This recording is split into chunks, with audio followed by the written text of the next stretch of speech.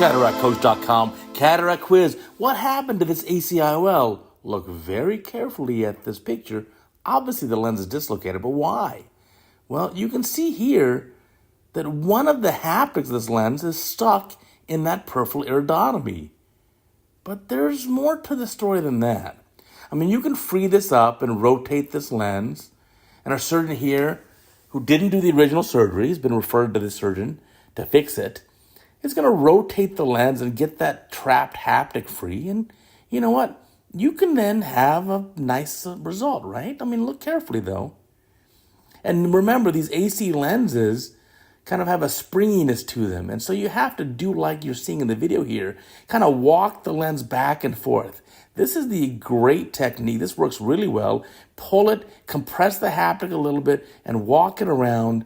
And then you can get it away from that peripheral iridotomy. And you're pretty good. Are you done now? Have you noticed the other glaring problem? What is the big glaring problem here? Come on, let's look. It's the S. S is for stupid. The lens is upside down. Remember this? I had a video way back when. Which is the correct orientation, A or B? Come on, go, go, go. What's the answer? You don't know? You don't know? Let me tell you. It's the left one. The Z is correct. The S is not good. You have to look at the haptic-optic junction. So again, look at this old video number 1178. Look at that old video. You see that lens sitting there on top of the cornea? Is that the correct orientation? Yes, it is. Now look at the side profile. The lens is vaulted. AC-IOLs are vaulted to float above the pupil. You can't put it in upside down. It's not good. So our surgeon here is going to do something amazing. And that is flip this lens upside down in the eye. This is not easy because this is a PMA lens, polymethyl methacrylate. The optic's at least 5 millimeters, maybe even 5.5 or 6. To get it flipping over and not scrape the endothelium, not an easy thing. In fact, there's no infusion cannula in the eye even. This is miraculous almost. Look at that. The half the lens is going down into the pupil.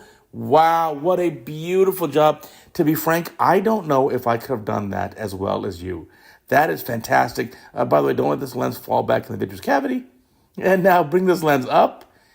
Fantastic job. Our guest surgeon has saved the day. Now take your time, straighten it out, get the lens where it needs to be. Now you can say, well, AC lenses are not as good as the Yamane or sclerofixated or belt loop or, you know what? In meta-analyses that have been done and published, there's really almost no difference in putting an AC lens in that's in the correct way, not upside down, and is appropriately positioned in the eye compared to a sclerofixated IOL.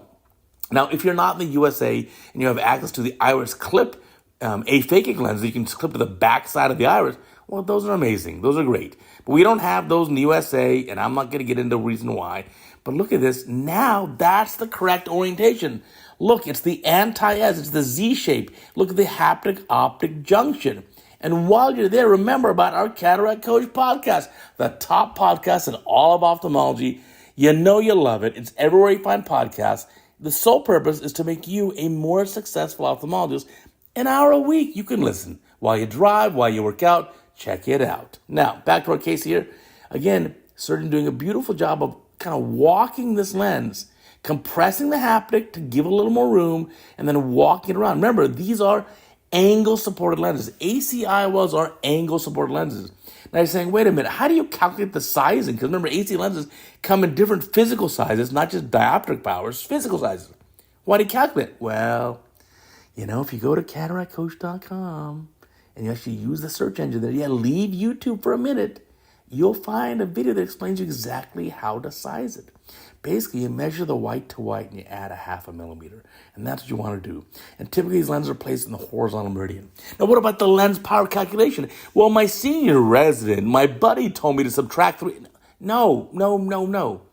It's just a relationship 1-to-1 with the A constant. So if your regular lens is an A constant of 118.2 and your AC-IOL is an A constant of 115.2, well, you just subtract 3 because that's the delta or difference in the A constants. If your A constant is 119.2 for a regular lens, and you're putting the AC lens at 115.2 A constant, well, that's a delta 4. You'd subtract 4 from the IOL power. All explained on prior Cataract Coach videos. So hopefully you got this quiz right and you know the difference between upside down or the right way. And remember, that podcast, you can find it everywhere. And the Cataract Coach website, you better check it out. Such good stuff.